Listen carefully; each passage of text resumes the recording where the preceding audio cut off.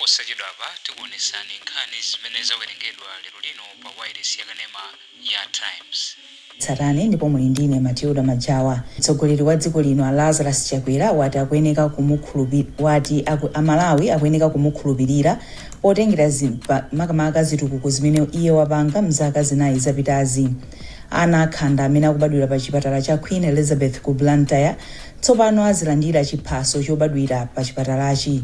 Ndipo mulipoti lathu lapadera Times yapeza kuti makolo ena ana ulumali osamva ndi kuyankhula akumawasiya ana awo ku sukulu zogonera konko nkusiya kuwathandiza. Tili ndi izi komanso zina zambiri, tiyeni tikhalire limodzi. Mu nkhani yathu yoyamba, mtsogoleri wa dziko lino Lazarus Chakwera wati ali ndi chikhulupiriro kuti Amalawi satengera zomwe andale ena akhala akunena kuti iye sadapange chitukuko chilichonse mu zaka zinayi zapitazi. Achakwera ayankhula izi ku nyumba ya malamulo pomwe amapereka tsatanetsatane wa momwe zinthu zilili mdziko muno, State of the Nation Address mchingerezi. Koma mtsogoleri wa zipani zotsutsa boma ku nyumba ya malamulo George Chaponda wati mabwana mkubwa a maboma ndi omwe amayeneka kufotokoza zomwe Achakwera anakamba. Kathe Maulidi ali ndi zambiri mu ripoti ili. Achakwera omwe ananena kuti dziko la Malawi lakhala lili pa ululu kwa nthawi yayitali chifukwa choti wamakoza zinthu zina ati pakadali pano dziko lino tsopano likuona zitukuko zomwe iwo apanga. It is clear that the systemic surgery we have undergone in the past 4 years has indeed been painful. In 2020, it was painful to some in the trucking business when I declared that I would focus on bringing Malawi's dead railway system back to life. Umu ndi momwe mtsogoleri wa zipani zotsutsa boma ku nyumba ya malamulo George Chaponda ayankhira zomwe alankhula Achakwera.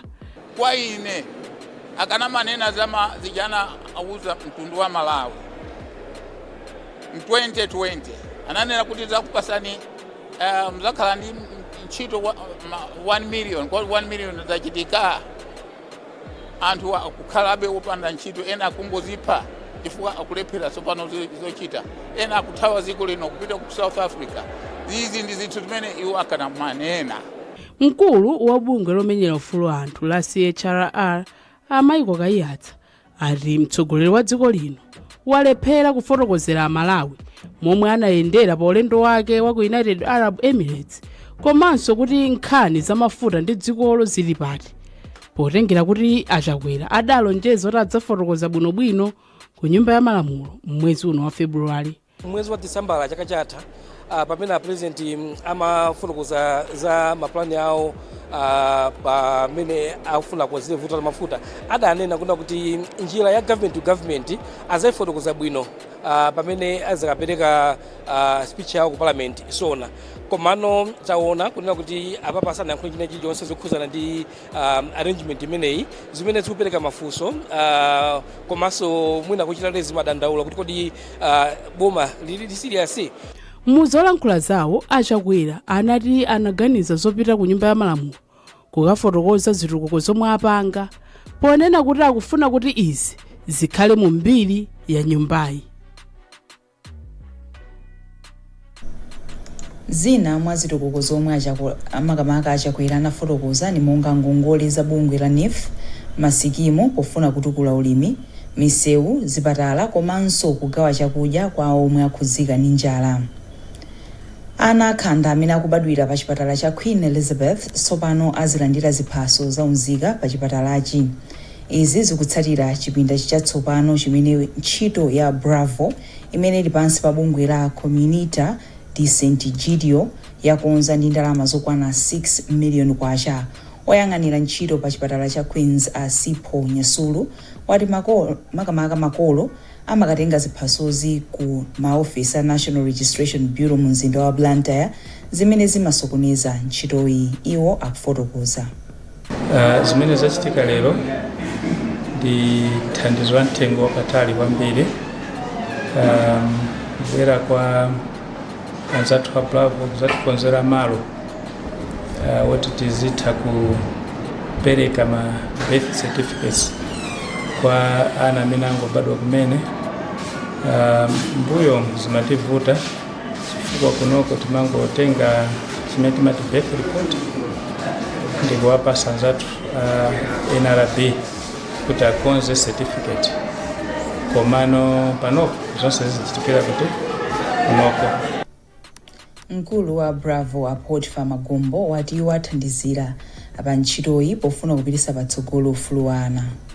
Sanamira zathu ngati Bravo program kuti malo amene pakuyenera kuchitika kalembera wana ndi malo olongosoka, malonso amene tinganene kuti akhoza kupereka chidwi kwa amayi amene abereka ana kuti alembetse ana awo. Ndipo oyang'anira za kalembera mboma la Blantyre ku ANRB a Samuel Mongola wati izi zithandizira ntchito yoti ana azikhala ndi ziphaso. Dziko la Malawi ndi dziko limene timafunisisa ngati dziko kuti ana amene akubadwa onse alembe. Ndebe chochitika chimene chilipo lero kuno ndi cholimbikitsa chifukwa chani, chifukwa kuti chitithandizira kuti tikwanise osati kungolemba kokha ana amene abadwa ku Malawi, komanso kuno ku Queens zithandizana kuti pamene mayi amene abereka mwana tikumutulutsa kupita ku nyumba akali ndi mayi otenga chiphaso chakubadwa chimene masiku ambiri chakhala chikuvuta. Ndebe poti zichitika tsiku lomwelo kukhala moyo wapadera kwambiri ndipo tikadikwanisa mbali imeneyo. Kampani zokwana 11 ndi zomwe zaonetsa chidwi chofuna ntchito yomanga msewu wa Liwonde Matawale. Izi zadziwika pamene kalata zopempha kukonza misewuyi kuchokera ku kampanizi zimatsegulidwa lachisanu mu mzinda wa Lilongwe. Zina mwa kampanizi ndi zochokera m'mayiko a China, Turkey, Iran, Zimbabwe, Kuwait komanso Portugal. Mkulu na za ntchito kumanga misewu a Joel Long wati nsewu omwe makulu bili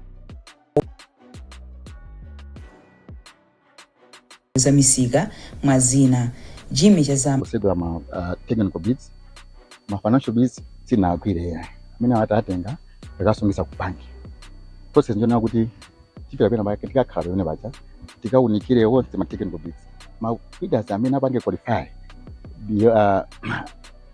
malinga ndi ufuna mu bidding document those only who proceed to open their financial bits nzimene mapanga lero msewa Liwonde Matawale, as you are aware, is in very bad shape. Msewa Jawakalisa project bwa panopa kuti panga rehabilitate. Apart from kupanga rehabilitate msewa manager, tikaso Weybridge. Times yapeza kuti makolo ena ana ulumali osamva ndi kuyankhula akumawasiya ana ku sukulu zogonera konko nkusiya makamaka kuathandiza.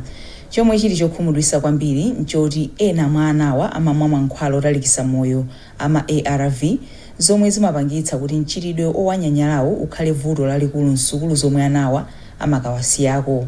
Mulipoti lathu lapadera Patience Lunda akutitengera ku sukulu ya Bandawe ya ana ulumali osamva komanso kuyankhula komwe izi zikuchitika. Sukulu ya Bandawe ya ophunzira ulumali osamva komanso osayankhula inatsegulidwa mchaka cha 2005 ndipo pa sukuluyi pali ophunzira amene amamwa mankhwala otalikitsa moyo ARV asanu ndi atatu pa ophunzira 51 amene ali pa sukuluyi yomwe ndi ya Synod ya Livingstonia ya mpingo wa CCAP. Happiness Gondwe wa zaka 17 amene si dzina lake lenileni ali mu Standard 7 ndipo kudzera mu chiyankhulo chamanja anati mbuyomu anakhalapo akudikira makolo ake kuti akamutenge ku sukulu koma palibe anabwera. Iye anati aphunzitsi ake anayesera kuwayimbira lami ya makolo ake koma samayankha ndipo izi sizinachitike kamodzi kokha. Iye ndi mmodzi mwa ophunzira pa sukuluyi amene akumwa mankhwala otalikitsa moyo a ARV.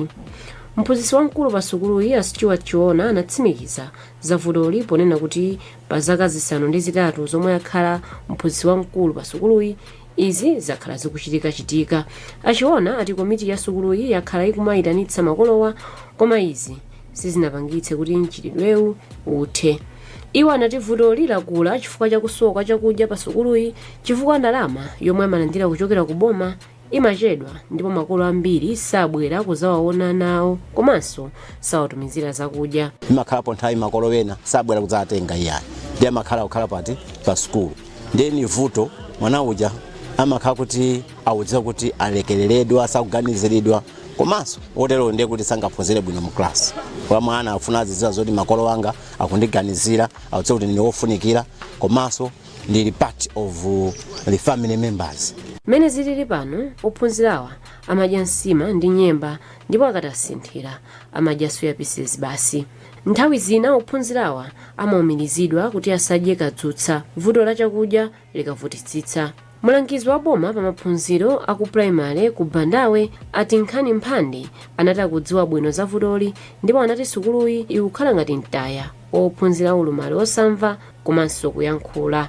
Timayesesa kuyitana msonkhano kuti tikumane ndi makolo malo ano koma novuto limakhala limodzi chifukwa choti ana amabwera pano ndiochokera kutali ena ndi Blantyre ena muli Longwe ena ndi Mzuzu mwina tikayitana msonkhano ena mwina amalephera chifukwa cha transport koma nthawi zambiri amatithandizira nda Parish Reverend kuti thandiza kuti anawo tione kuti tingapange plan bwanji kuti tathandize. Mbusa Louis Mwazembe ampingo wa Tiphula CCAP omwe uli pansi pa Bandawe Mission Station anati iwo akhala akupempha mamembala ampingo wawo kuti azisonkha ndalama yogulira zinthu zina zomwe anawo amafuna. Tikaona kuti apapa vuto lakulitsitsa nde timadzalowera kufunsa mipingo yathu presbytery mwathu kuti ndi mipingo 6 yachabwino mwezi uwu mpingo wakuti upite mwezi uwu mpingo wakuti upite kapena bungwe la azimayi azibambo achinyamata inonso mukacheze ndi ana athu. They should feel kuti ayi sititoka tindi makolo athu. Koma ngakhale izi zili chonchi mkulu woona za chisamaliro cha anthu m'boma la Nkhatabe Maxence Chagomerana anati sanalandire ripoti la mchitidwewu kuchokera ku sukuluyi koma iwo anati afufuza za nkhaniyi. Achagomerana anati ndi mlandu kuti makolo azinyanyala nawo powasiya ku sukulu osamakawatengako. Toyambirira zanofesi tena wapanga engenji makolo amene aja wani takumbutse udindo wawo azindikire kuti udindo weniweni wopereka chisamaliro kwa ana koyambirira ndo wa makolo. So ena institutions enawa akungobwera kwathandizira makolo aja. Ndipo mkulu wa bungwe la Malawi Health Equity Network Mehin George Jobe anati makolo ana amene akumwa mankhwala odalikitsa moyo wa ARV akuyenera kumaonetsetsa kuti anawo sakusira panjira kumwa mankhwala awo popeza izi zimatsitsa chitetezo cha mthupi mwawo. Ndizodandaulitsa kwambiri chifukwa choti ngati mwana angomusiya osanena uthenga uliwonse wokhudza moyo wake komanso samakamuona timakhala ti chipsinjo chaperekedwa kumbali ku sukulu komanso mwana uja sangati kuthandizidwa bwinobwino. Lamulo loona za chitetezo cha ana la mdziko muno limati kunyanyala mwana ndi mulandu. Kuphatikizirapo apo malamulo akulu a mdziko muno amati ana onse maka iwo amene alibe makolo aulumali komanso amene ali ndi mavuto osiyanasiyana akuyenera kukhala malo abwino komanso otetezedwa ndipo ngati sizili choncho boma litha kuthandizapo.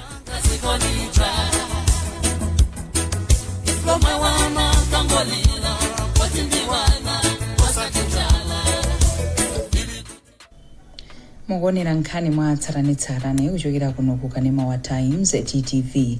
Tipitiriza kupatsirani nkhanizi zikangotha izi. Efano yakonza zipinda zophunzirira kupereka makina amagetsi amphamvu ya dzuwa madesiki komanso mipando ya muofesi pa sukulu ya primary ya Majiga m'boma la Nkhotakota.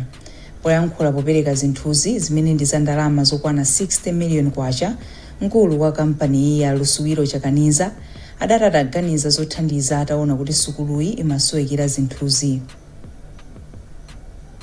Tinabweranso pompano kuzapereka mabuku amene sukulu inatipempha kuti tiathandizire. Koma titabwera titayendayenda tinaona kuti sukuluyi sili mu state yabwino. Nde titaona choncho anationesanso klasi ina imene imaoneka kuti klasi iyi ana sangaphunziriremo.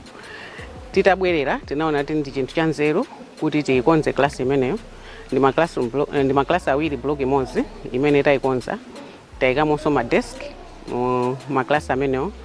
Kupatula pamenepo tayika solar system imene yayipangisa classroom imeneyo kuti ikhale ndi magesi fika pa school pano panalibe magesi. Kupatula pamenepo tayikaso magesi mu office ya head koma solar system imene tayikayo ndiyoti ikhozanso kwanira maklasi ena.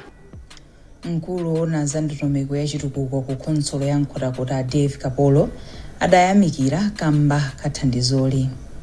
Kwambiri ngati Nkhotakota District Council ndiwothokoza kwambiri ndi zimene achita ethical poti mangira school block komanso kutikonzera administration block.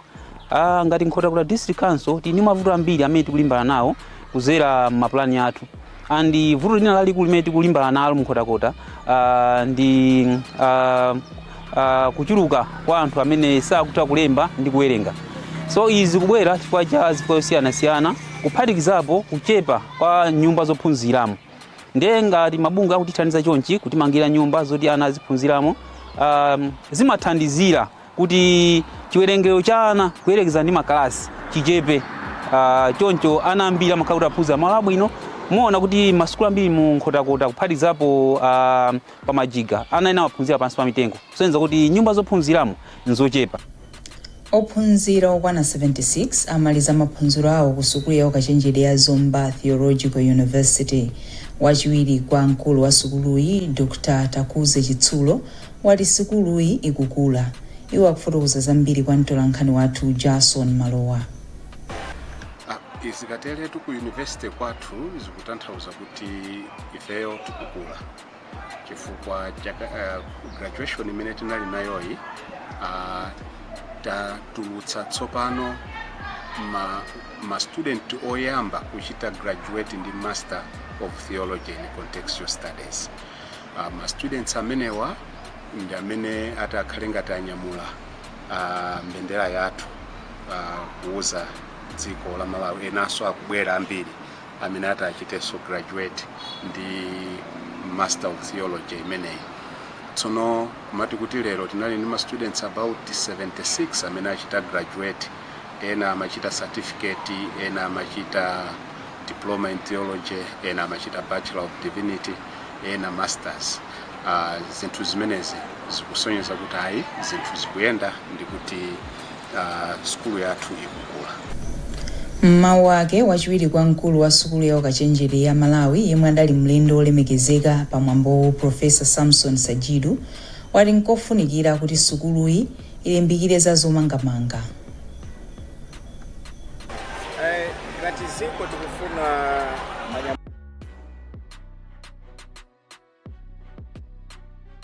ndasikana wokhonza woti apangaza ukadawu kuti onezo mangamanga makompyuta ndizinazi. So zinthu zimene zikumangidwa ku Zomba Theological University mene nanenera kucha kuti zina mwa izi zikhala zogwiritsidwa ntchito ndi anyamata ndi asungwana kapena azibambo ndi azimayi amene akubwera kuzapanga what we call ma post-graduate degrees ngati ma masters, ma PhDs. Mene nanenera kucha kuti sposa chedwapa akhaso kuchita offer ma PhDs.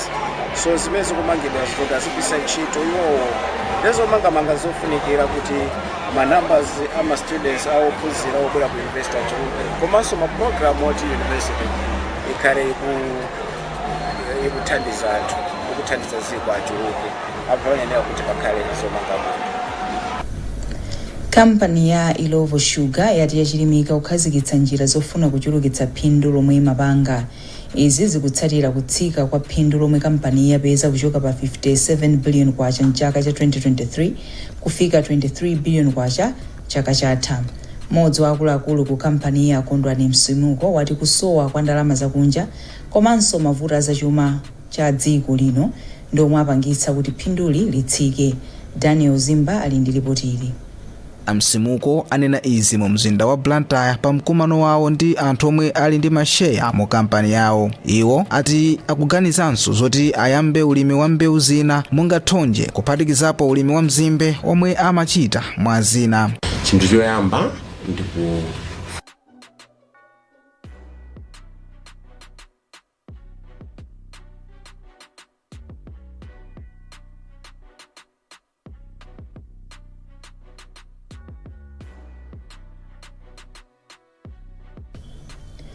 tipepese kamba kalipoti limenelo. Nkhani zathu ndi zomwezi koma tisadasiyane nayinso mitu yake.